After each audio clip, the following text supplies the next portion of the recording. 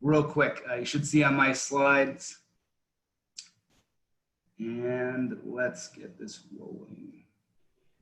Sorry. All right, so agenda today, we're going to do a quick intro. Panelists, you got the best and brightest here in the world of retail energy consulting on the phone with us.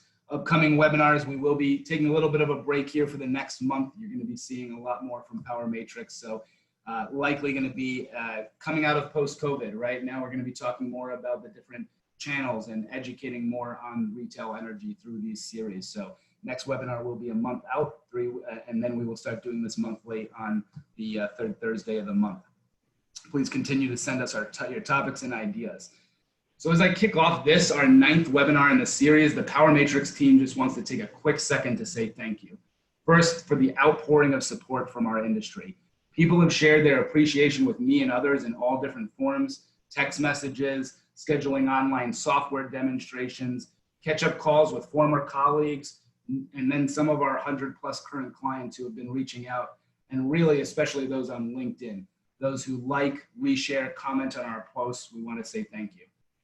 Further, we know your time is valuable. So for everyone participating, whether you're listening live online right now or watching the replay later on YouTube channel, we appreciate you devoting an hour, well, if I'm hosting, maybe an hour and a half of your time, to learning more about what the future of retail energy can look like through hard work, collaboration, thought leadership, and most importantly, discussion and learning, and then together, right? We can't do this individually. We got to do this as a team. A few special thank yous to those who are live attendees who really want to be part of the active conversation. We appreciate you dedicating this specific hour, asking questions, texting the panelists via chat, or just saying thank you for putting on this webinar series. We really appreciate your dedication to this hour of learning. A personal share, these last 3 months, while it's been tough for everybody in our retail industry and just in the globe, in the world, for me, my hardest challenge was taking on this challenge and opportunity. And I appreciate all the support. But those who've known me, who have been working with me in the past, they know that my plate was already full before we took this on. Through my roles at Constellation, AEP, and Source Power and Gas, you guys know I keep my plate full. But yet, and I'm sure you guys can relate to this, the most of our viewers are deep knowledge experts in retail energy. We have a lot to be thankful for. And personally, I'm feeling that thanks at all levels, the emails and the support for putting on this webinar series. That's really been the fuel, my fire, to take on this additional challenge of creating the questions, sourcing speakers, etc. So myself and my business partner, Nate, a huge special thanks to him, he's taken on this challenge with me in every way. In fact, it was his idea. Really appreciate his support and all that. And with that, I have one more piece here. I want everyone to take on a personal challenge on this call. We are building momentum together as an industry, spending time learning, discussing, and creating the future of retail energy. Go and take the challenge back and bring 1 or 2 more people into this conversation from your professional network. If you're not a networker, that's okay. Bring in your favorite coworker that might be interested in learning a little bit more about our industry, the challenges we face, and the opportunities we can create together.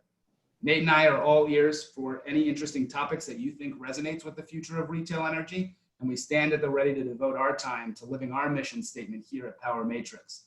Oh, and if you haven't heard what our mission statement is, I'll put it on the screen for you. Connecting people through technology to increase trust in retail energy markets. One quick share, Power Matrix, and sharing a little bit of our culture and DNA. What's this crazy magenta color that's in your background? Well, it's a fun story and it's a quick one. Our CEO, Deepinder Singh, shared with me his motto when we teamed up in 2017. And still to this day, growing from 10 at that time to now over a 50-person plus team, it was all for one for all. And I know we stole it from Three Musketeers, you don't have to tell me. But all for one for all, it means something to us internally. Supporting each other in every way possible, having conflict but making it productive, but most importantly, celebrating our progress. And that's a shout out to Karen Altacruz, our head of customer success. So during this brainstorming session, our nerdy CFO, Nate Richards, who again, best nerd in the world, and he's just a general polished entrepreneur, says, hey, L for one for all, that's A4004A. I think that's a hex color. Now, if you're not a marketing person like I am, a hex code is like an ID for a color in computer geek speak. And so it is. That's the color that represents our background, all for one, one for all. And so you'll see magenta for the rest of our lives, no matter what our company name is. It's embedded in our DNA, and I just wanted to share you guys with that today. Power Matrix is planning some major announcements for Q3 and beyond, maybe even potentially a name change, and both with our software enhancements and our offerings, but most importantly, news about how we're living our motto. We really believe that partnerships, including our one with TIPA, me joining up with RFC, special shout out to Young Kim there, who is a steering committee member of RFC, Retail Fraud Committee as well. And we really believe that partnerships and value-added connections are the future of our industry, so please stay tuned. And with that, I am going to turn it over to our esteemed group of panelists today and introduce them. Nate cleverly came up with the idea for this webinar called BRAINTRUST, and that's exactly what it is. I have had the pleasure of knowing two of our panelists for the past 5+ years, and in Michael's case, 10+. Michael Kagan through his leadership roles at Constellation, where I got my start in my career in retail energy, and today providing consulting services to all sectors of the energy industry, utilities, generators, PUCs, and retail suppliers. Young Kim through my days with Source Power and Gas, where we were a subscriber to his surveys. And if you're not, call him. He continues to produce this thought leadership through surveys, white papers, and other resources to help individuals in the retail energy industry understand the pulse, the heartbeat of our sector. And kicker, I've heard he's pretty strong on the golf course too.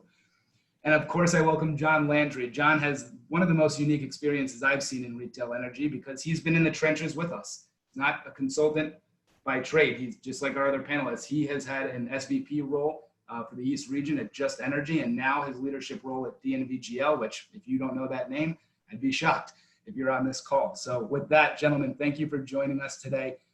We've had a mixed reviews of being promoting on these webinars, but I fully believe it's important to understand what role each of us play in bringing the future of retail energy together. So with that, Young, can you do a quick introduction about yourself as we get started with these topics? Sure. Thanks, Jason. First off, I'd like to compliment Jason and Nate on these weekly webinars. It's our industry's version of Meet the Press. It's required viewing to stay on top of what's going on. You guys make it look really easy, but having managed some of these conferences in a former life, I know it's not easy. So congratulations. And thank you for all the hard work. Cheers. It's our pleasure. Thanks, Young. Energy Research Consulting Group. Yeah. So not a very exciting name. When I started this company many years ago, I didn't know it would succeed. Otherwise, I would have come up with a much cooler name. Maybe like Toto on Tesla coils, or The Young and the Restless, or But as a young startup company, I just wanted people to know right away what we did. ERCG provides research and consulting, mainly to market participants, so retail suppliers, ABCs, credit sleevers. We partner with organizations like TIPA and EPO to put a positive message out there on the virtues of retail competition. And as Jason mentioned, ERCG is a founding member of the Retail Fraud Consortium, and Jason is a steering committee member, so thanks for that. And through that organization, we hope to identify and eliminate the various fraudulent behaviors that threaten to undo all the good our industry does. Thanks, Young. Great introduction. And yes, shout out to Retail Fraud Committee. We are going to tackle this together as an industry. I'm super excited. With that, John, quick introduction about yourself and DNV-GL.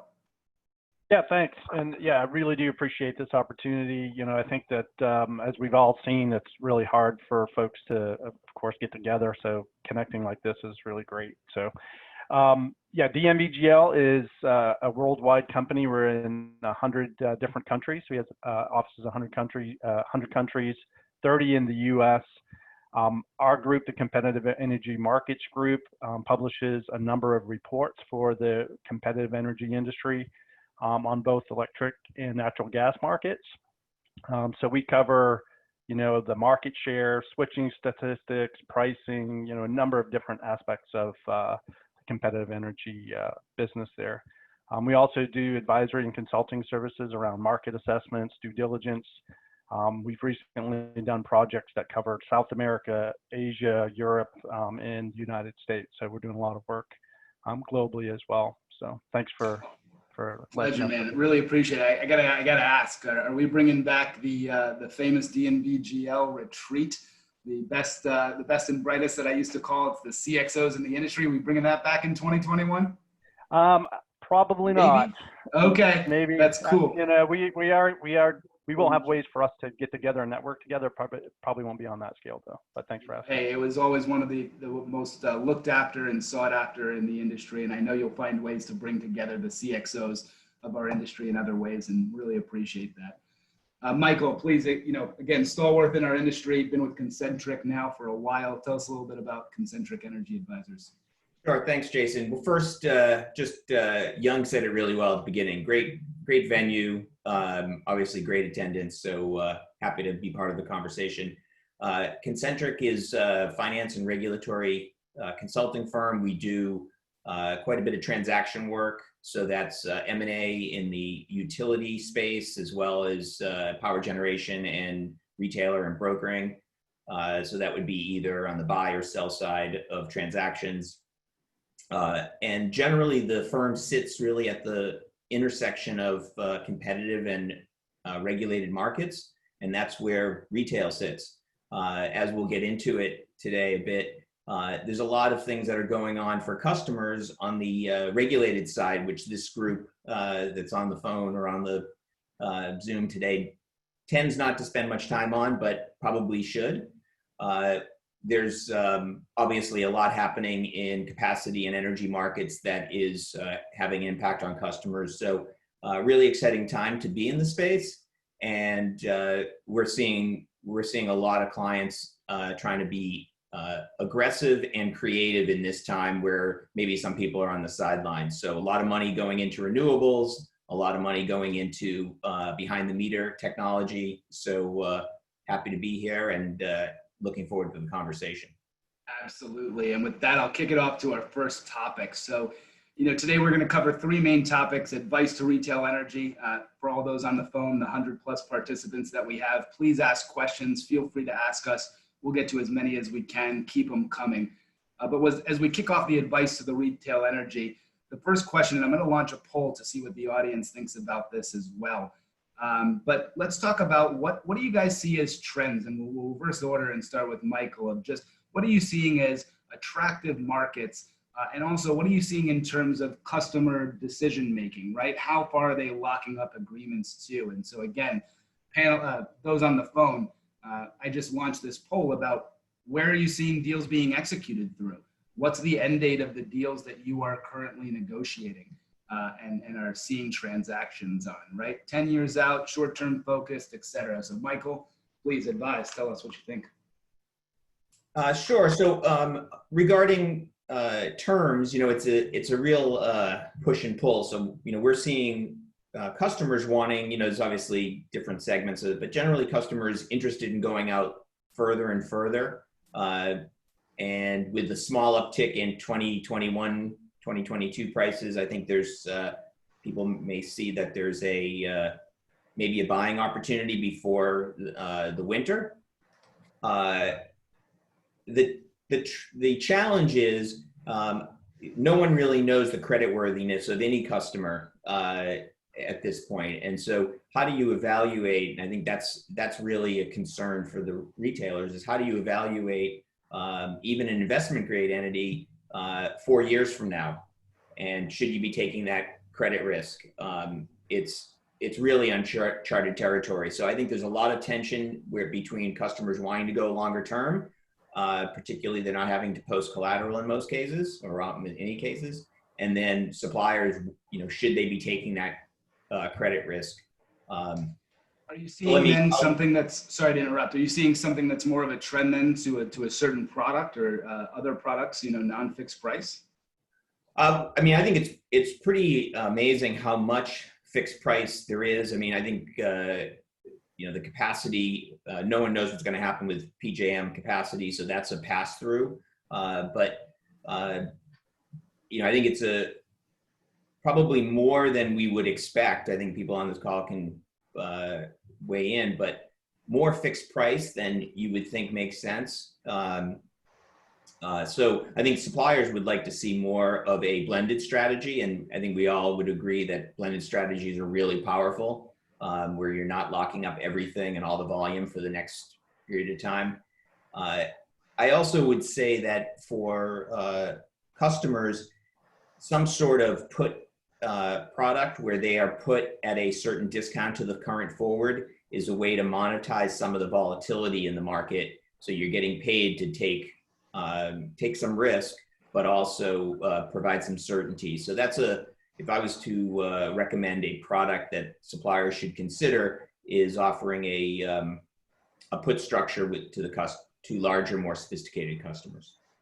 Absolutely, almost like a cap. I used to call it cap and collar or something of that nature, right? Where you're letting them take advantage of the volatility, but capping what their maximum exposure is. I always like to break it down in layman's terms for my other cohorts. So, John, your advice to the retail energy industry from a products and a market perspective, what are you seeing in terms of trends?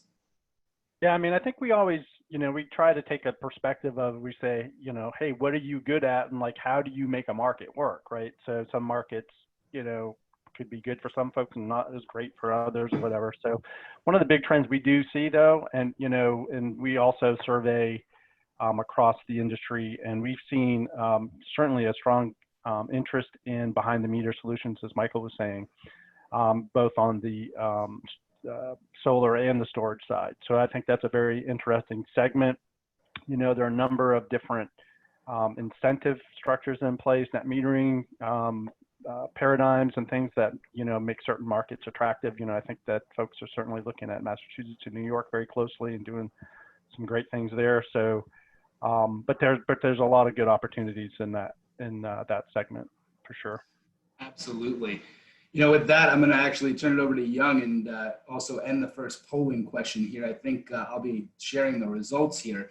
You guys should all be able to see that now. Basically, the long and short of it is 2022, 2023. And let's be honest, right? I've been in retail 15 years. 3-year deals are pretty much standard across the board, especially in the mass market space, et cetera. Now, personally, Young, I've heard of a lot more longer term deals getting done too, right? Especially in Texas.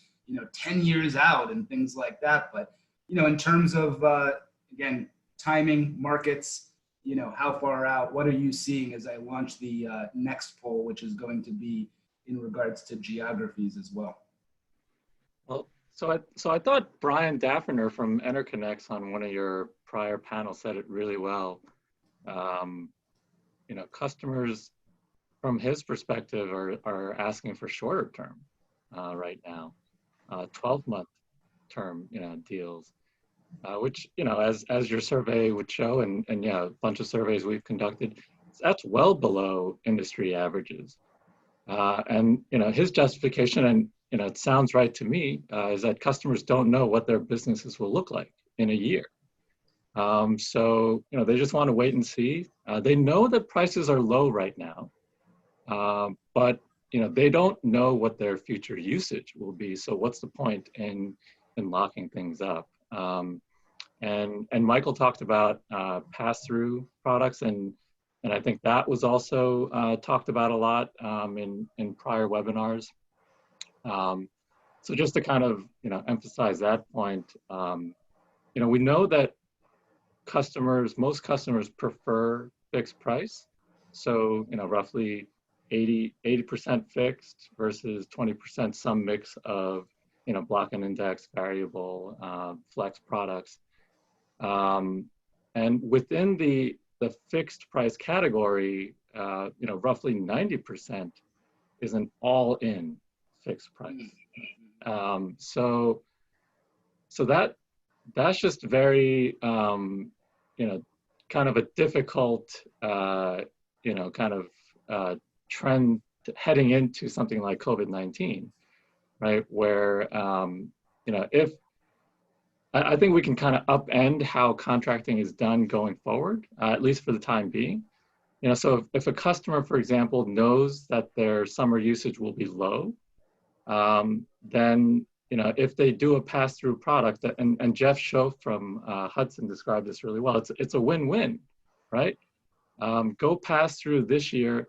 Next year, you'll reap the benefits with lower prices in 2021.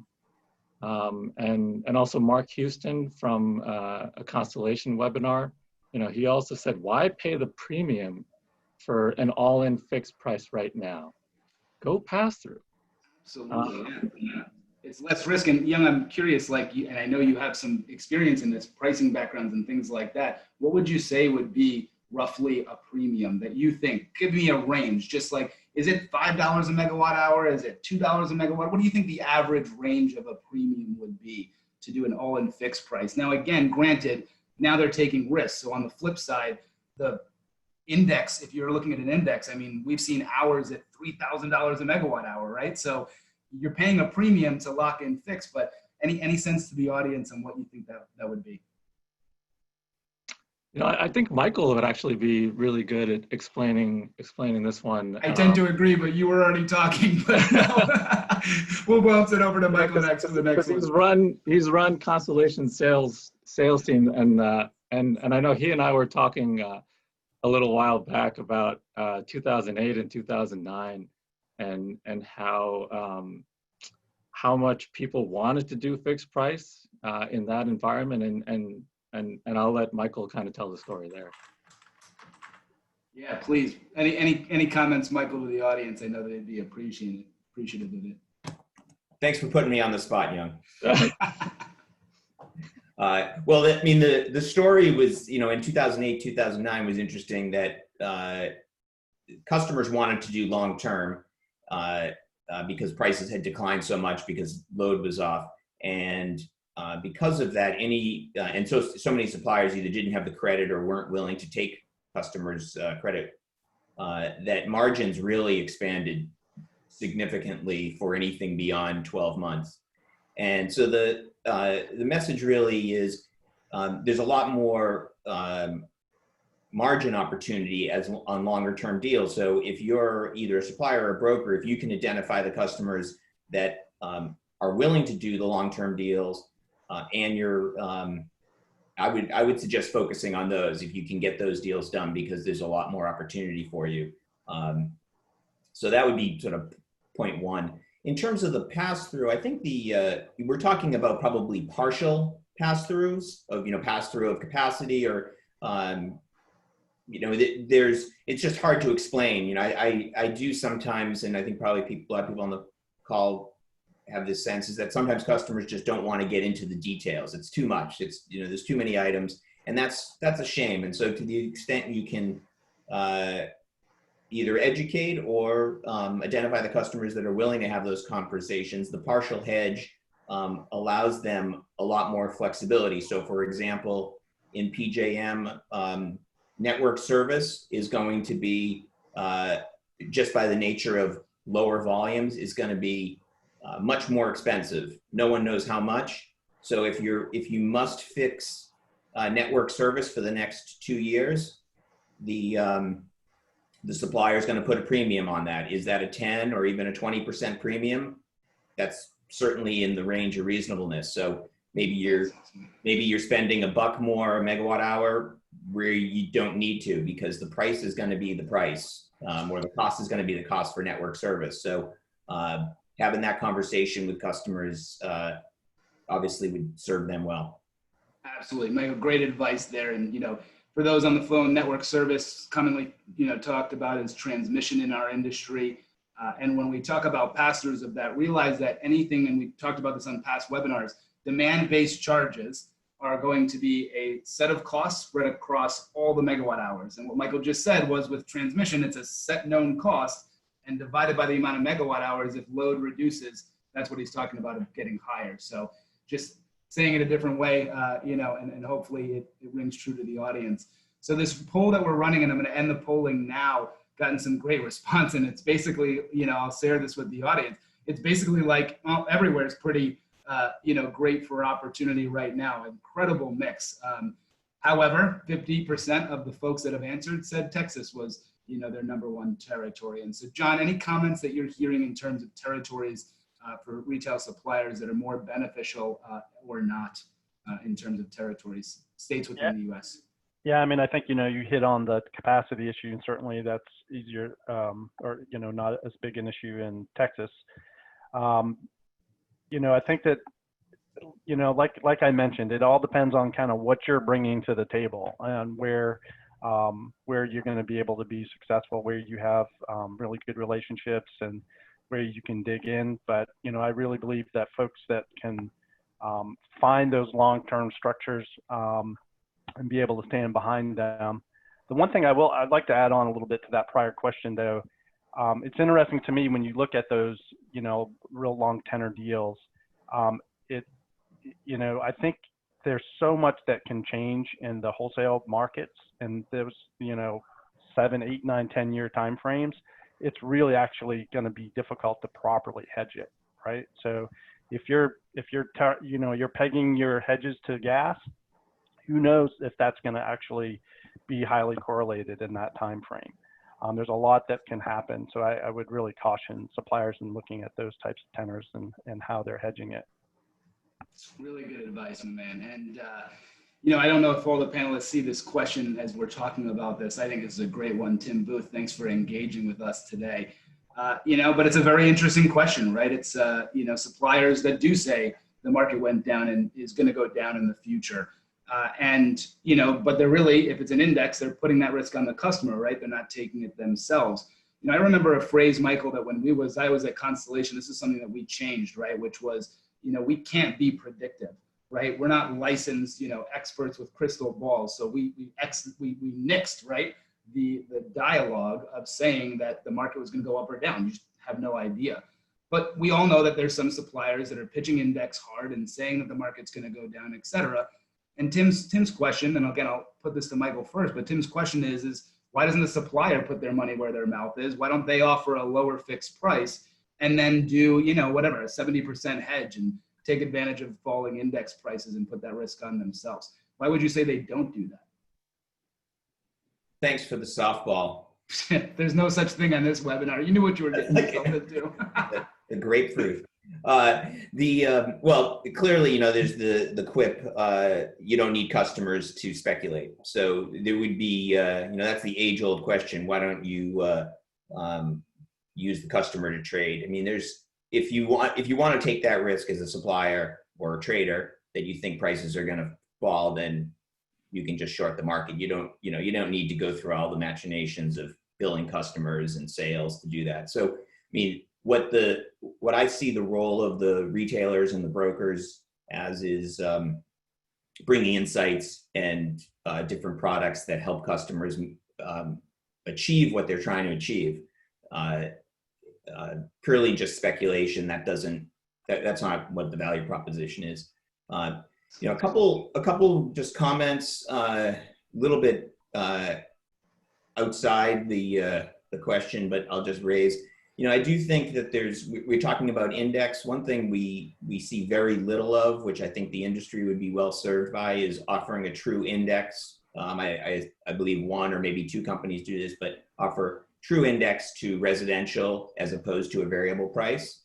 I think, a lot of bad reputations have been generated by the variable price. And we're seeing that, and it's probably my biggest concern for the long-term growth of the business, that the variable price is second guessed by regulators.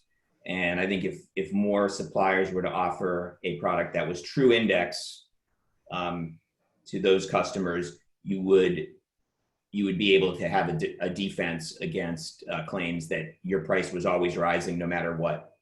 Absolutely. The second, that's a great point, by the way, just to call it out. When you say index and variable, what you're really saying is variable, which means like supplier is made up with margin, et cetera, variable price based on their hedging strategies. Index meaning pegged to NYMEX or pegged to something that's public that everybody can see.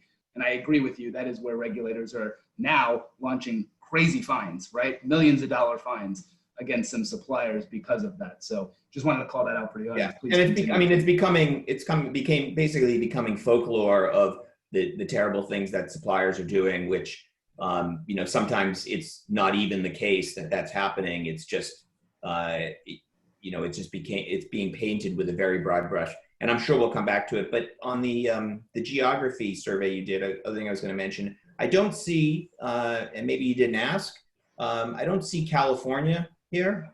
I didn't, yeah. And you know, I would say if everybody is focused on Texas, it's going to be a pretty tough market. You know, a lot of people going after the same customers, and I know it's considered the best market, but trying to just find the pockets of growth and pockets of opportunity will probably serve people well, because you know there's just less people are focused there, and that you know you're always looking for that sole source arrangement if you can get it. So I would ask, or I would suggest, you know, take a look at California as well as a potential market. Great advice for for all those folks on the line.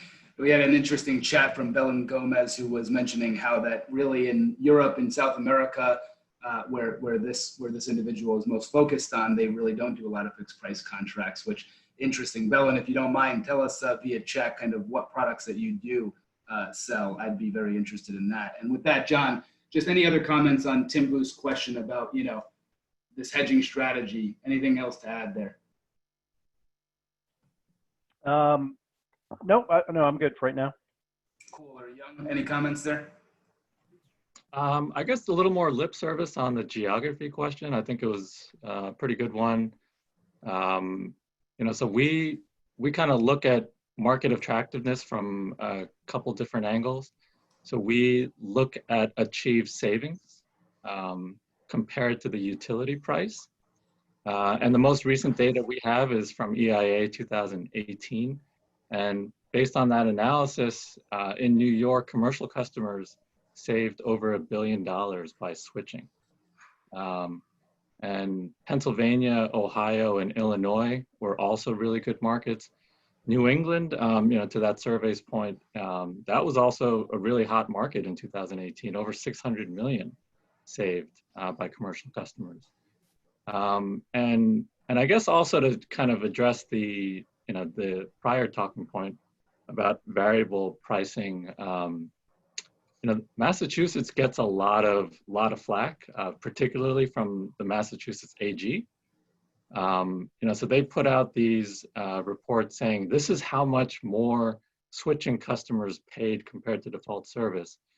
Well, you know, and she said, and you know, their team said 87 million last year in overpayments.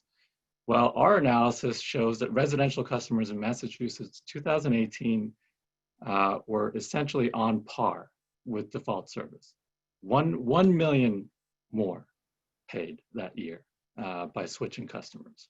So what was the biggest delta in the analysis that you found?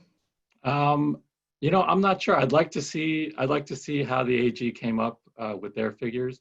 The timing maybe could have been a little bit different, but you know, I have a white paper on, you know, our website, and you know, maybe we can have a meeting so that yeah, talk about it later. Discuss our different methodologies and, you know, kind of come to a common solution there. Also, you know, to Michael's point, you know, kind of new and emerging markets, Nevada and Virginia are starting to show up in the EIA data. And it's, you know, hundreds of millions being saved by commercial customers there. And we know as those markets expand, more customers start switching away. You know, that figure is just going to go up. You know, especially Virginia now with the pilot program that they've rolled out, where you know, there was a cap on, you know, 5 megawatts, but you couldn't go, you know, to a bunch of Walmarts and try to aggregate that load, but now you can. So it's going to, you know, open up that market a little bit more.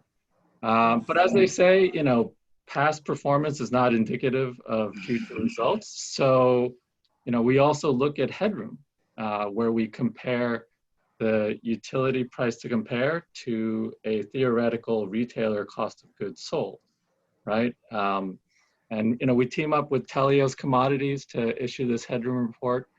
And I'll say this summer looks to be very exciting, right? Because, you know, because of coronavirus, energy prices are falling. And so, the retailer COGS are down, but utility price to compare is still up here, right? Locked it in early. So, and we know, default service is procured, kind of on a, in many cases on a multi-year system laddered over many years to kind of, in theory, insulate customers from the volatility in markets.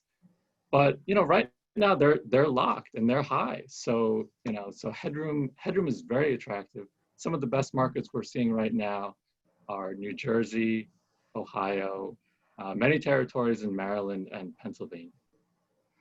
Absolutely. Yeah, you just got a live question here about Virginia. Just they thought it was still 5 megawatts. So you're saying that there's new rules that just came out recently about aggregated load above that combines to over 5 megawatt hours. You can still do that as well. Right. The rule is that before you had to have it all in one site to kind of meet that threshold in order to switch. Yeah. But now they've opened it up so like the Krogers and the Walmarts and the Targets, they can take all their stores in the state, and if they meet that 5 megawatt threshold, then they can switch. Customer level load in the state, really great. Again, crazy information being shared. So for those on the phone, we did launch a poll that we're getting some good results in already, and it's really about knowledge of these products that we've been talking about. Part of it is the education issue, and so. John, with that, I know DNV-GL, always been a stalwart in that regard to educate on the different types of products and different types of what the industry trends are. What are your thoughts in terms of the knowledgeability of these, of suppliers and brokers, and what could brokers do to help retail suppliers and help the end use customer understand these products better? Yeah, it's interesting. We always get with the suppliers and the brokers, and you would think that the in-person training and things would be something that would be more attractive, but we've actually found that they really like online learning and having really good resources and documentation available so that they can read on their own or look at something on their own time rather than go to a kind of a live class environment. So that was kind of interesting finding that we saw. I like that. Really cool. Like an online resource center, obviously with, when you're a software company, like that's a big thing too with user adoption, right? People want to kind of learn on their own time, not scheduled training classes. So again, that's really interesting. One more quick thing, on the CNI side, of course, one of the top things that they say is their representatives or their brokers' knowledge of the product is really, really important to them. So it's an important aspect to make sure that everyone gets down pat, for sure. Absolutely. Michael, any advice on that too, as far as kind of what we could just do to, what's the barrier right now? Why are not as many, cool structured products, layered hedges, et cetera, getting done? I'm starting to get these survey results. Again, those on the phone, if you can continue to vote, I'll be closing the poll and sharing results here in a minute. So Michael, any thoughts to that? I mean, I think it's really just low prices. I mean, when typically when we see very high prices, we see customers willing, and it's perfectly rational. They put in more effort to try to save money, much more movement to index. So I think it's just really, reflects rational decisions that if I can lock something in at a lower price than last year, why not? And I think that's going to change probably sometime next year when higher gas prices flow through to higher electricity prices. So I think maybe we'll come back and revisit this in the winter to see if fixed price hedging has changed any. Well, very cool. And again, great knowledge. Appreciate the advice. Shout out to Young's, annual survey again, which I've seen here over the last 5 years. I remember when it was 15%, right? Back in 2017 of the deals done. And now you're saying it's more of an 80-20 split, right, Young? That this year, that's what you're finding, more of an 80-20 split? That's right. Fixed versus non-fixed. Right. Yeah. Versus the structured products. And I think, we're sharing these poll results from the audience. I think it's great. It's interesting. I mean, these are, again, trending in the right direction in my perspective. I would tell you that more than without a doubt, 2 years ago, it was all less knowledgeable than we wanted to be. We do very few deals. We don't have enough resources. Now it seems like more brokers are getting out there and selling more of their 15% of all their deals more are, non-fixed price products. But also then there's this concern, like Michael, like what you said, that we're knowledgeable, but the customers just don't want them, right? Anybody who's willing to share on the audience, if you want to chat us up and tell us your thoughts of why brokers, or why end-use customers don't want these things and what suppliers could do to make it, better. We're all open to those opinions. And then on the supplier side, it's a mixed bag, right? It's pretty much an even dichotomy. So, again, Young, you feel like the trend is actually going in the right direction in terms of knowledgeability on these products based on your surveys? Oh, definitely. Yeah. So, I mean, we're asking, both suppliers and brokers what their interest is in kind of going beyond the commodity, and that's happening, depending on which type of offering. It's a very large portion of the market that's very capable at selling, things like demand response, energy efficiency solutions, lighting and retrofits. Where you start getting a little bit more challenged, I would say, is, distributed generation. That's a hard sell. EV charging infrastructure. That's actually kind of a win-win for both the customer and the supplier. You increase satisfaction for the end-use customer, and you also increase usage, right? Because you have, a charging station. But that's a very hard sale to make. And so, yeah, one of the things that, we observed in our research is that coming together by suppliers and brokers on these kind of non-traditional deals, which requires a lot of expertise and unfortunately a lot of time to get across the finish line, they're few and far between. You would imagine from all the press releases we see about like PPAs getting done and stuff like that, this is just happening, every day. But in fact, our data shows that, it's really hard. It's a long sales cycle. And I think, our industry between, suppliers and ABCs, if we can collaborate a little bit more, figure out how to do that better, we can promote these solutions a little bit more. Absolutely. Great advice. And so as we wrap up this section and kind of move to the M&A topic, which is the next section, is, Michael, impacts to the utility, the generation side. I'm not sure what the question was, Jason, but I will, since you stepped away from the mic, I will. Sorry, real quick, I apologize. But impact to the utility generation side. I know you do a lot of work with PUCs. And what you're saying, are you saying impact related to what Young was just talking about? No, sorry, the impact of this pandemic and how it impacts long-term policy and regulatory approaches, utility rate cases. What are the impacts we're seeing because of COVID to those type of normal activities that our industry does? So thanks for the question. I mean, the impacts will all eventually roll out to everybody's customers here, but a few themes. So you have a group of utilities, and I assume this is going to be most utilities are going to have a COVID cost tracker, which is just like a storm damage tracker where you incur X millions of dollars in costs associated with the storm. This storm happens to be a virus-created storm, and that cost recovery happens over several years.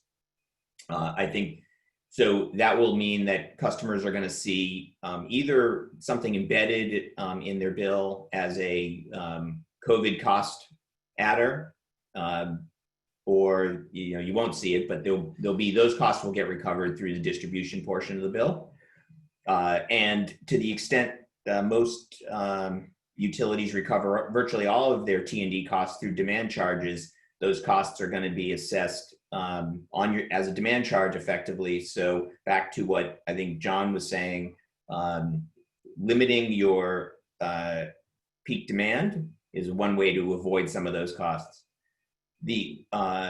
Another thing that we're seeing is commissions really don't have much willingness to consider cost increases. So we're seeing rate cases that would have been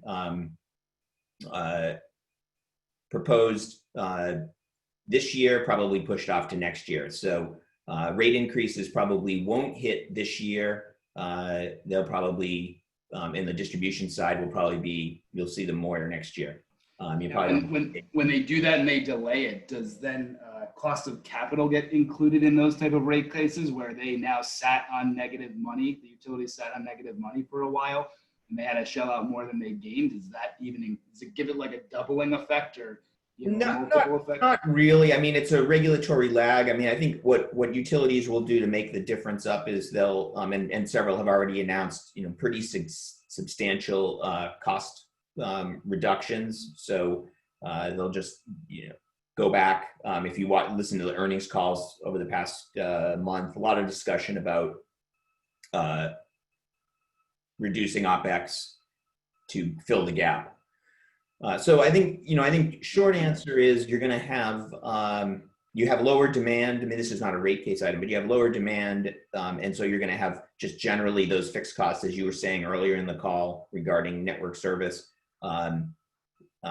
Effectively, costs are going to go up for customers on the T&D side, and so that creates an opportunity for people, brokers and suppliers, to think more broadly about what they're doing for customers. So I was looking at bills for a large customer last week. Slightly more than half of the cost for a large customer is demand charges associated with their T&D bill, so their demand side of their bill. And so even though we don't often, brokers and suppliers don't often think about that portion of the bill as their business, the customer certainly thinks about it. And so, and you may be able to save them 10% on the T&D side of the bill a lot easier than you can save them 10% on the commodity side. So maybe one thing, Jason, you can help people with is, I don't know if you have a module in your system to record T&D components, both the billing components and the rates. But if brokers and suppliers can collect that information and store it on your system and maybe do something with it, find ways to help customers, I'd probably be well served, because those costs are going to go up just by the nature of having, let's just say it's a 5 or 10% reduction in peak demand. Those rates are going to go up by that amount in places that have decoupling, which is most utilities. Yeah, peak demand focused. We do have that service in Texas, and as we continue to get more information, and I think that's one of the problems with our industry is just the exchange of data, which those who know me, I'm a big fan of that. So absolutely appreciate the the question too. So with that, I just want to wrap up this section, move on to M&A. Of course, we're going long, but M&A is obviously one of the coolest topics. To wrap this up, we got some great information from some of our people on the phone. Just some feedback of why this is not a non-fixed price products are still 80% of the business. And really with that, it's that maybe we could do a better job as an industry. Thanks, Tim Booth, for doing more of like a projected analysis, almost like a curve, like, hey, here's the range of outcomes, right, that we predict for other costs that we're saying passing through. And right now, again, it's not a true range of costs. We have no idea, but it'd be nice, right? If we're saying to the customer, take risk, what does that risk look like, and how do we quantify that? I agree with Tim. We do a terrible job of that as an industry. We just say, hey, pass it through, it'll be great. Oh, no, what does that really look like, right? What are the range of outcomes? And Elizabeth, thanks for here too, of just saying that, a lot of people have a bad taste in their mouth, and this goes back to Michael's variable perspective, right? Variable versus index are two very, very different things. And so as long as we can start maybe messaging that as an industry, variable versus index, hey, you had a bad taste about variable products, not an index product, a true index product, a managed structured index product. I think that's the right dialect. So Elizabeth, thanks for your comments there. As we continue here, let's turn it over to M&A. I know the topic was very hot from my audience. Really wanted to hear your guys' thoughts on that. And we'll start off with John. So John, several large suppliers have come out and said publicly that they're seeing a lot of buy-side analysis going on, right? I've seen it all over ECM and, NRG and others. They're looking to buy books of business. And that means that some suppliers are looking to sell books of business. How much activity do you really see going on right now on the supplier book buying side? Yeah, I mean, I think of course, we've seen a lot of activity from the likes of NRG and Vistra. They've been very, very active. I think that there's some pretty good opportunities out there. There'll probably be some retailers that will certainly be kind of stressed enough to contemplate a transaction. One of the things, that was brought up before, I think is very interesting about the regulatory environment and all the fines. One of the things that, we see is a lot of interest from firms that may not be familiar with the industry. And then once they start looking at certain companies and start looking at business practices and the regulatory environment, the regulatory risk, it can have a cooling effect.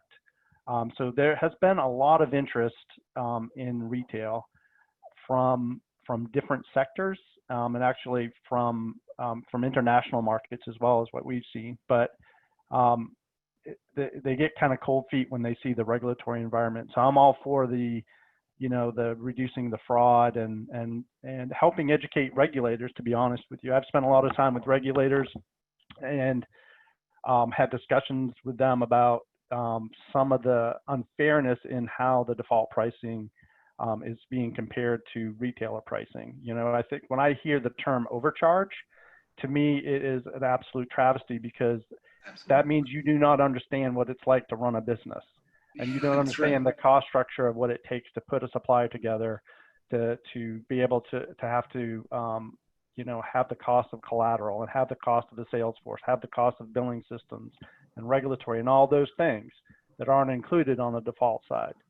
So I do see that, anyway, sorry to get off track. No, listen, that's great. I mean, great advice. It's apples and oranges. That's what we're comparing here. But you're saying that is really what stops, the deals from getting done. Interest galore. And just like we're having on the customer side, it's like there's a lot of interest building, but yet deal transactions in an uncertain environment, incredibly tough. So, but I think that, even though the industry's getting concentrated, I still think that there's always going to be folks that want to buy up books and businesses. So, Young comments on that on the supplier side. I know we got some interesting topics on the broker side as well, but I want to get to you and Michael on the supplier side question. Yeah, on the supplier side, the chatter I'm hearing, is that they're looking obviously, but I think it'll be opportunistic. Because I think what we're hearing from suppliers is that no one's really doing well, because of COVID. And, so everyone's struggling to some extent. So they want to be very careful about, whether they buy a C&I book of business. And so, it would have to be very distressed. And, so I think if sales were to happen, it probably won't be at very, very high multiples. Not that 5x, or $500 in RCE. Yeah, or like in RCE. That's insane right now, right? Yeah. So like Reliant back in the day sold for like 1x, right? And that, I mean, it's really amazing if you think about it. They probably made that money back in like 3 months. That was a world valuation for sure. But then you've had others that have gone off at $500-600 in RCE, right? Yeah. So like right now, again, I think it has to be a pretty distressed book. And I think you've all heard the rumors that I've heard. There are a bunch that are pretty distressed. And as far as we can tell, there's no government bailout, for our industry, right? So I think not about us retailers. Yeah. I mean, utilities have rate cases. What do we have, right? So. That's right. Michael, also comment on the supplier activity, but as well as when you're commenting on that, give me a little spin too on just, what advice you have for brokers out there that are a little bit scared about putting business with retailers that might be distressed, and how would you even understand if a supplier may be distressed or not? What would lean towards that of what you would consider a distressed book or a distressed retailer? Great question. The distress thing, it's so interesting because we want something distressed, but not too distressed. So one of the things that I think is a strong theme, and we'll see more of it, is the gen to retailer matching. Remember, generators are really suffering, and they don't have many hedges that are available that don't require collateral. So if you're a generator, if you ended up selling into the wholesale market last year, you find yourself now posting a lot of collateral as prices have declined. So the retail business is looking mighty nice for generators, and so I would expect that trend to continue. The challenge is the business has very little, it may have power, that may be the common element, but these are very different businesses. If you're running a merchant fleet and then you're having to deal with customer issues, it's just culture, I think, often doesn't mix, but certainly several large players have made a big run at it. So I think I would expect retailers that are for sale, at least some of them will end up going to generators, as I described.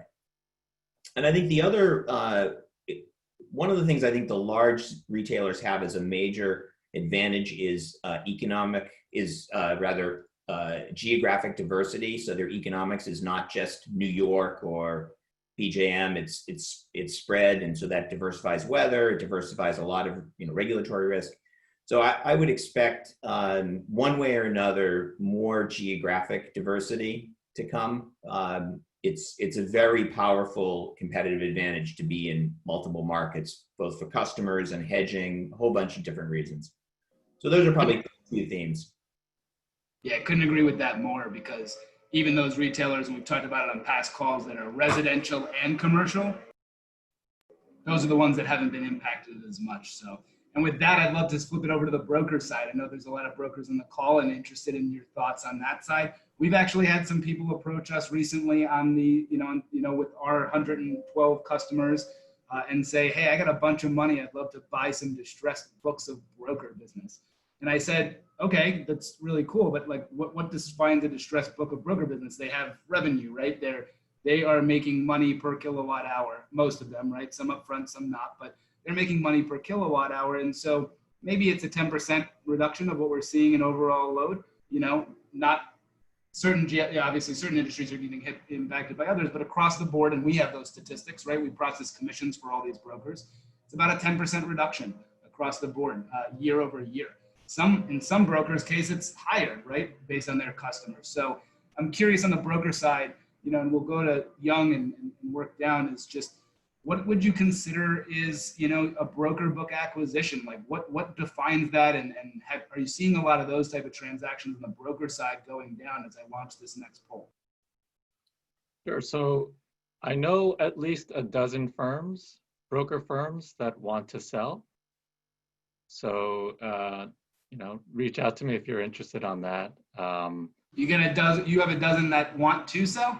That want to sell. I got a bunch of buyers, so I'll just let you know after the call. Just kidding.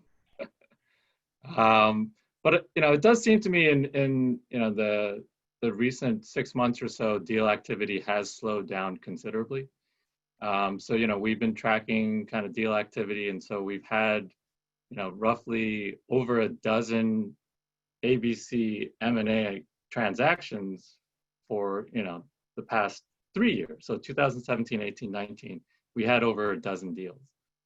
So far this year, it's kind of been crickets, right? So, there have been a number of investments in broker businesses. So we had Arcadia raised some capital, Conservice and Energy Bot also raised like a Series B or a Series C round. And like the only actual acquisition was Axpo US, acquiring a minority portion in RBD Energy, a renewable energy broker shop. So it's been very slow, and so I wouldn't say, to your point, it's not that there isn't a lot of interest in acquiring broker businesses right now, but lately we've just been seeing very few outright purchases. And what do you see as the reason for that? I mean, the polling questions that we're asking for all those that are on the phone with us and staying with us for an extra 15 minutes here as we wrap up this topic. But, we obviously it's, I think one of the biggest challenges could be the valuation and buyers versus sellers and just having two totally different metrics, et cetera. This poll that we're launching right now is first one is asking about what's your preferred method, right? What do you believe is, how would you value your broker shop? An EBITDA, term contracted revenue, 12 months realized revenue, or term contracted revenue net of payables, right? Because you still got to pay out your agents even if somebody buys you, right? So, what is that? And we're getting various responses. So, yeah. as we continue that poll, I'll move this over. Sorry, Young, just continue to opine on that for a second. Yeah. So I think the bid-ask spread is definitely an issue for why deals are not getting done. Historically, we see a range of 3 to 5 x EBITDA for the broker business. And, when deal activity was really, really hot, as I mentioned in previous years, we were closer to 5x EBITDA. And so there are brokers who want to sell who think, okay, that's the multiple, that's what I want. But the buyers are now saying, hey, we want to be a little closer to 3. So that's why, that's one reason I think deals are not really happening. And that's interesting. I'll pass it over to John too. I mean, whenever I've talked to brokers, again, with our 100+ clients about their valuations, I always think of it as term contracted revenue, right? And then proving to a buyer that you're getting paid on that currently, and you didn't take a bunch of upfronts, there is still a revenue stream. That's what somebody's really buying, plus the ability to then reach out and renew those customers, right? So I'm curious what do you think the right valuation metric is? Do you disagree with EBITDA? What do you think the right thought is there? No, I mean, I like EBITDA. I think it doesn't matter what you're buying. You have to know the reasons you're buying it, right? So is it a growth story? Is it a platform story? A relationship story? So it really depends on what you're trying to achieve with your business and how it fits. And if it, unleashes other value in your business, then you could skew your valuation, a different way. So I think it's really interesting. I think every situation is different. It's been interesting to me to see utilities and to see the large suppliers get into the broker game. And we've heard them talk about brokers and margin shares and splits and things like that for a long time, and it's interesting to see them get involved directly in the business, and it's going to be interesting over time to see how they manage that in relation to their supply businesses and maintaining that that code of conduct and how they do their business. Yeah, that makes a lot of sense. Sorry, I was just on mute because my keyboard's really loud. I didn't want everyone to hear it while I'm typing answers to questions. Michael, curious, I'm going to close this poll, and I think it's really interesting. I mean, I asked it twice, and a lot of people are coming back and saying EBITDA. Again, surprises me. Love being surprised. Please surprise me all you want, right? But I always thought of it as term contracted revenue, either regular or net of payables to agents, and as I share this polling, you'll see that's what, the majority of it, above 50%, but a lot of folks are saying EBITDA too. And we talk about this bid-ask spread, is that the number one reason, Michael, why you don't see business being done as well on the broker side? Yeah, I think it's certainly a big part of it. The brokers are expecting a buyer to pay for their renewals, the projected renewals, and their growth. And there's I've looked at many brokers. They have really impressive businesses in terms of their backlogs, their renewal rates, their new business growth. Any other sector that could create backlog, renew customers at north of 90% and grow at 10% a year would be pretty darn pleased. with such low capital investments.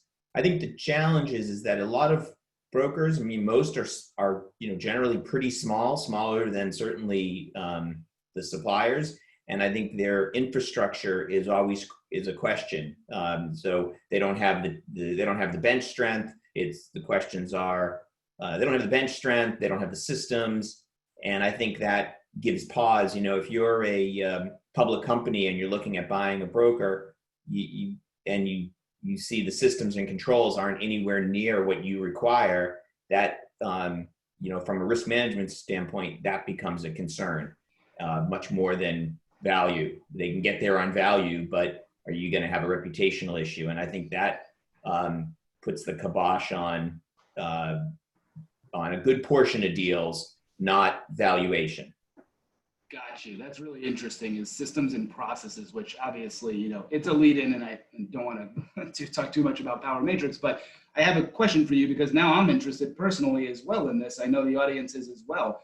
Do you feel like there really is a huge multiple difference if you have your own technology, your own process versus you rent, right, a system from a Power Matrix, from one of our competitors? Obviously, if you realize that if you are with a broker of broker, which a lot of value in our industry is created by broker of brokers. We love them as well, but that's not what we're talking about here, right? That those agents working for a broker of broker don't have their own unique books. That book is owned by Broker Online Exchange or owned by Power Kiosk or some of the other larger players. But with us and our one competitor on our side, do you think that there is a huge value difference for a company that has their own system when there's a Power Matrix out there that you can rent a system for 12 grand a year? On. So the challenge with the homegrown systems, going back to what I was saying, if you're a public company, there's certain level of rigor and of how systems are built and whether they're auditable, et cetera. And typically homegrown systems are, the beauty of homegrown systems is they can be built just to handle what your specific needs are. And the problem with that is oftentimes they're not scalable. They're not auditable, they're not adaptable. And so therefore, maybe on paper they look really great, but they're ultimately not something that someone's willing to pay for because they're just not industrial strength enough. And so you sort of get back to, this challenge. Oh, do they have a system? Yeah, they have a system. It's really great. But we really can't leverage it because our corporate IT department would have all sorts of problems with it. And so maybe you're better served by having outsourced that, and the acquirer know they can just port all the data over and it's seamless, and that. So that's where the conversation usually goes when I've been involved in valuing the system side. That's a really interesting point. And I do believe that auditability and all those type of things, you got to go with something that's proven, but it is a topic of conversation that I have with brokers all the time. And hey, we have identified 30 to 40 brokers that have put about $1 million into internal systems and processes, right? So it's not cheap to do this on your own. And sometimes it can be, intellectual property, but as you just mentioned, it's got to have a lot of checks and balances to it. Now we're running this poll right now of the valuations and just kind of what we're seeing, and my goodness, it's all over the place. I've never seen the variability of things like this, but I'm going to end polling here in a second. So for those who are sticking with us here, please answer the poll. Young, you mentioned it of a 5x, right? And seeing that, but what would you say the right multiple? And I know you talked about EBITDA is. What do you feel like is a fair range of multiples that brokers should be thinking about right now if they're looking to sell their book? Yeah, I mean, we have survey data on that. I would say it's a little closer to 3 right now. So yeah, I'm kind of curious what your poll results are. So I'm just kind of watching it. Cool. I'm gonna be ending in a second. I'm giving a couple more people a chance to answer here. But while I do that, John, any thoughts of that as well? What you're seeing deals go down at? Yeah, I mean, to me, I would say, 3 seems thin. Haven't been, to be honest, haven't been involved in a lot of deals on the broker side, but 3 just seems real thin to me when, you can just ride it for a couple more years and get real close to that. So, if I was certainly on the sell side, I would want to certainly see something north of that. I think that there is a lot of interest right now in the broker space. I think there is, like you said, there's a lot of buyers. And so I would think that would tend to make me want to kind of hold out and try to get a higher multiple. Yeah, it's a we get calls all the time, people looking to buy brokers too. So. Oh, absolutely. That's why with Youngwood just said, hey, I got 12 to sell. It's like, hey, cool, man. I got plenty of buyers are out there for sure. And we don't broker deals, by the way, but I'm happy to make introductions. With that, I would also just state that one of the most important things that I've seen in terms of a broker that is able to sell, and we just had a recent, those of you who don't know Sean Kelly in our industry definitely know Sean Kelly. He's often doing an IT project with Ampron now, but he just sold his broker business. And I think one of the most important things for a broker to be able to prove to a buyer is that this is my stream of revenue, right? This is what I project in the future. And by the way, I have records and keeping track of not the commission statements. I mean like a compiled report of I am getting paid on all these accounts. This isn't a fictitious book, right? That is how a broker business gets sold quickly. I have seen broker businesses sold. Deals do get done, but that's kind of one of the things that I see, just to share with the audience. So with that, I'll close this poll and you guys share the results. And you can see that, hey, most common answer is the 3X number. But again, it really ranges, and 5X plus is, up there as well as 4X, et cetera. So again, on the buy side, sell side, we're always thinking that we're worth more. On the buy side, everyone's looking for less. Just realize that the buyers that I've heard out there, recently, they're really looking for what would be a distressed book, right? Buying it at 40 to 80% of future gross revenue, which is a pretty steep discount. So not sure how many deals are going to get done, but with that, that is that, right? So yeah, I know we haven't gotten. Please. Yeah, I might have been guilty of kind of steering the answers a bit, right? Should have launched the poll first, right? Survey number one. Yeah, little endogeneity there, but I will give a shout out to Michael Kagan. So he was instrumental on some broker deals getting done, and I do intend, if some of the sellers on my list need some counsel on how to position properly, I do intend to direct them to Michael for some advice. Love folks working together in this industry. Go ahead, John. Can you guys share, what are the multiples you're seeing on those deals that are getting done? What's the range? Well, Michael, do you want to? So if we're talking about EBITDA multiples, I mean, I don't actually think it's a great, it's a nice rule of thumb or something, but there's so much variation between EBITDA and value, true, discounted cash flow, because of the term of deals and the stickiness, the renewal rate. So, if you have a 50% renewal rate, which is a pretty bad renewal rate for a broker, and you have high EBITDA, well, no one's going to, you're going to end up with a low multiple. So it's a really dangerous metric. And, it's, we've done valuations where we come out where you're looking at a value that's north of 10 times EBITDA, and it's perfectly justified. So I think you got to be really careful with the EBITDA multiple. I would say that, you can look at, one thing to do is to look at other industries that are related, whether it's insurance brokerage or energy services businesses, performance contracting. And those businesses for private companies trade at north of 8 times EBITDA. Those companies don't have typically, certainly in the case of energy service companies, they don't have meaningful backlog. Maybe it's 9 months of backlog. So when you think about protection from downturns, a broker that has a 3 or 4 year backlog where they're really selling to realize revenue 4 years from now, that's a pretty nice situation to have in a business. And there's not many companies that have that type of security. So I think the short answer is I think the values are way more. If you're talking about 3x of EBITDA, the values are way more than that, just when you do a discounted cash flow analysis. And when you do that discounted cash flow, I mean, what would you say? Because I mean, and obviously we know the farther out the business goes, the more discounted it gets up front. But again, I hear most deals being done on a percentage of term gross revenue. And I think on the sell side, I've heard people go, well, I'm going to renew my own accounts and I should get something of that too. So they think it should be north of 100%, right, of their term gross revenue. And on the sell side, on the buyer side, they're saying, well, that's where I'm going to gain. I'm giving you all this money up front, right? So they're looking at more of 80%. So again, you guys are the experts, not me, but that's what I'm hearing. What are your thoughts to that?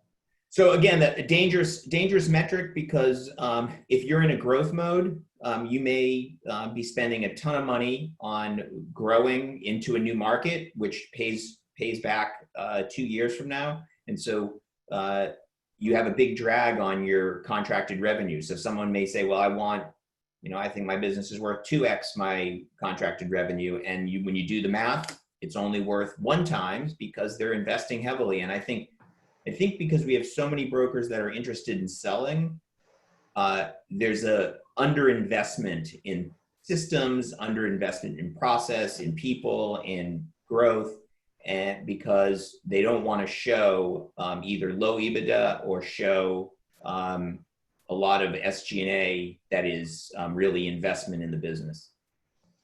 Makes a lot of sense. I love this discussion. This has been fantastic. I know a lot of great thoughts being shared. And so, with that, I know we're crazy over time. Told you when we started, it's going to be, an hour and a half call. There's some things we haven't gotten to, and some of those topics are, metrics or what's going on from a disruption standpoint in the industry. And I know those are some of the things that we talked about, panelists, on the pre-call. So I'd like, each of you guys to take, 2-3 minutes here and just kind of give us your wrap up on things that we didn't cover, but you really want to inform the audience about, whether it's looking out for disruption in the industry, what metrics that they should be tracking in post-COVID, and just, a wrap up of everything we talked about. I'd really appreciate that. Let's start off with Young and work our way down. Yeah, sure. I don't know, it was just kind of free flow, but thinking about, because of how you ended it, thinking about something that Arcadia said on a TIPA panel last week.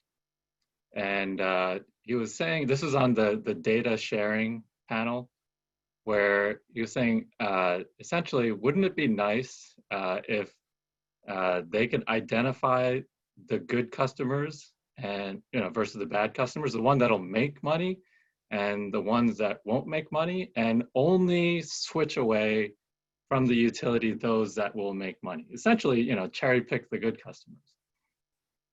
And with data, he's arguing that it is possible, right?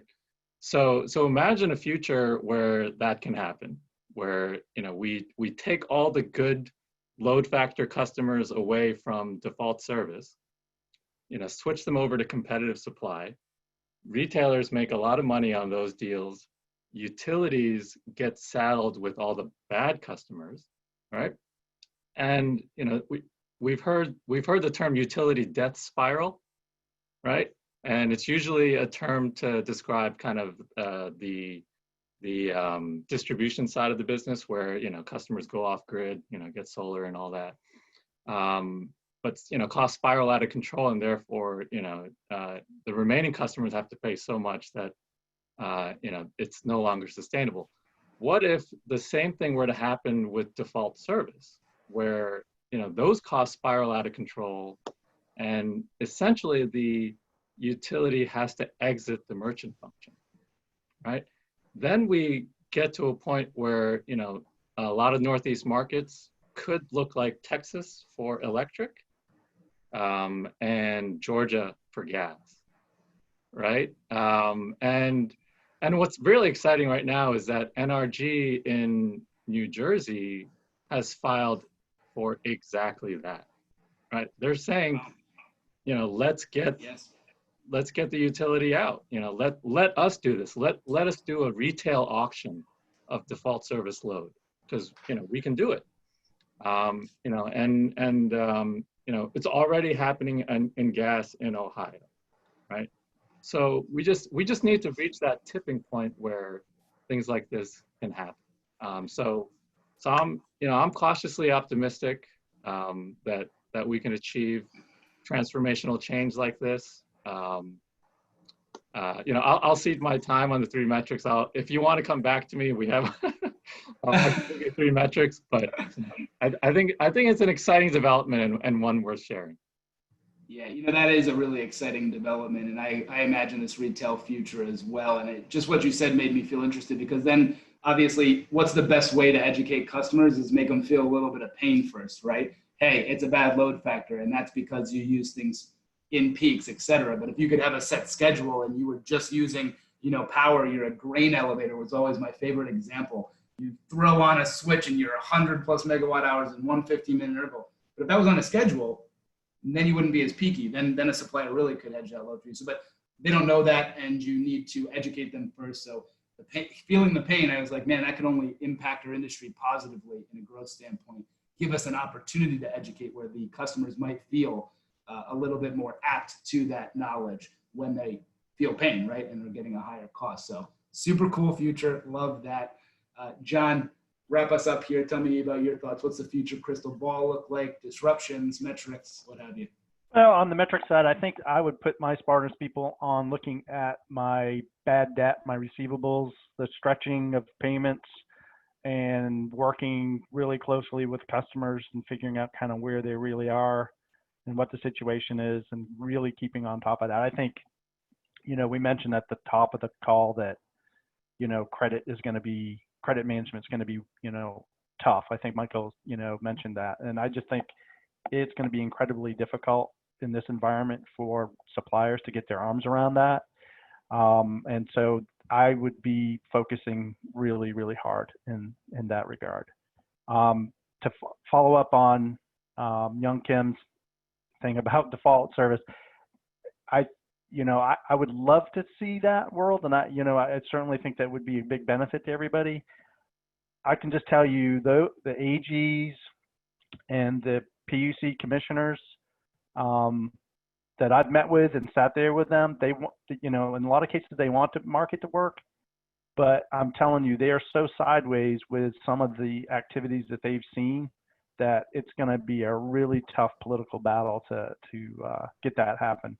I do have to applaud NRG for really taking a leadership position in trying to make that happen, intervening in the PICO rate case and things that they're doing to try to push that narrative. I think is really great, and I think we should support that. So. Yeah, John, that's a great point, and I couldn't agree with you more. I mean, the major challenges, we know what they are, right? It's fraud, it's switching without explaining ETFs, it's variable rates after, a contract ends, et cetera. And this is the type of stuff that, I'll say it, imagine a future world where you had a database record of where customer, what account was sold by which salesperson, which was done with which brokerage firm, which is with which supplier, right?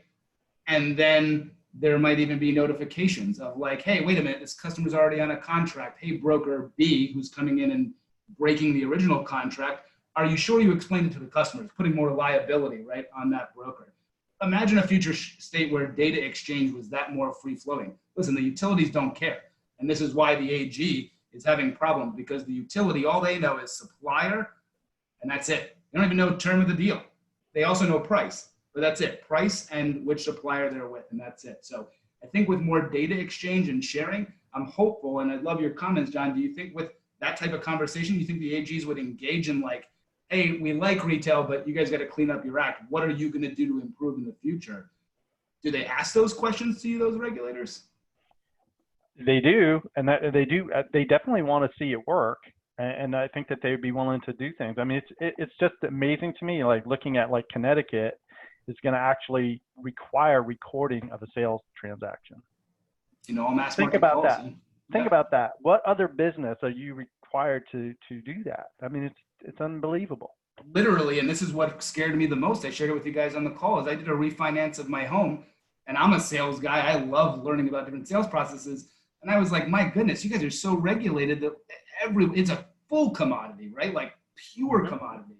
I don't want to ever get to that. And that is what we will get to if we don't self-regulate, right? And so I think we're saying the same thing, but that's the challenge that we have to avoid. And hey, if you ever get an opportunity, I love speaking about the future of retail energy. So put me in front of a regulator. I'm ready. Let's go. Okay. John, thanks so much for those comments. And Michael, please, bring us home, man. Wrap us up. Well, just tying together a few comments on metrics. I think John is exactly right. Staying close to customers. Customers are going to have some rate shocks, and you want to be the first one to manage those comments. I do think more and more with people working remotely, staying close to your employees as well.